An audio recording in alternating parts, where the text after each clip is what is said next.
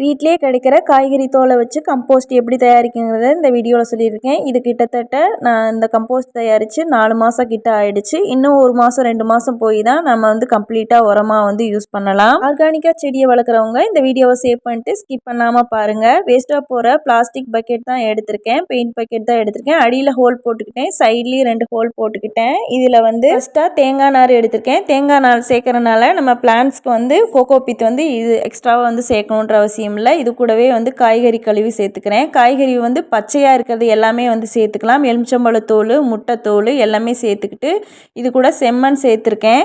செம்மண் சேர்த்துட்டு கம்ப்ளீட்டாக வந்து மூடி வச்சிடணும். அடுத்தடுத்து வந்து 10 நாளைக்கு இதே மாதிரி வந்து காய்கறி கலவை போட்டுட்டு செம்மண் வந்து சேர்த்துக்கிறேன். செம்மண் இல்லாட்டி கோகோபித் இல்லை கம்போஸ்ட் கூட நீங்கள் வந்து சேர்த்துக்கலாம். 10 நாள் கழித்து இந்த காய்கறி எல்லாம் அழுகி கீழே வந்து தண்ணி விட ஆரம்பிச்சிரும். அந்த தண்ணியை கலெக்ட் பண்ணி அதையும் வந்து கார்டனில் செடிகளுக்கு வந்து பயன்படுத்திக்கலாம். 10 நாள் கழித்து காய்கறிகள் அழுக அழுக கொஞ்சம் கொஞ்சமாக குறைய ஆரம்பிக்கும். மறுபடியும் வந்து வேஸ்ட்டாக இருக்க காய்கறிகளை கொட்டி 6 மாதம் வரைக்கும் வெயிட் பண்ணால் உரம் வந்து தயாராகிடும். 2-3 மாதத்தில் புழு உற்பத்தியாகவும் வீட்டுக்கு பக்கத்தில் வைக்க வேண்டாம். 6 மாதம் கழித்து இதை செடிகளுக்கு கொஞ்சம் கொஞ்சம் வந்து கொடுத்துட்டு வரலாம். நல்ல ரிசல்ட் இருக்கும். அப்படி இல்லை அப்படின்னா இது கூட வந்து மண்ணை மிக்ஸ் பண்ணி புதுசாகவே வந்து நம்ம செடி வைக்கலாம். இந்த வீடியோ பிடிச்சிருந்துச்சுன்னா லைக் பண்ணுங்கள். இது போல் யூஸ்ஃபுல்லான வீடியோஸ்க்கு நம்ம சேனலை ஃபாலோ பண்ண மறந்துடாதீங்க.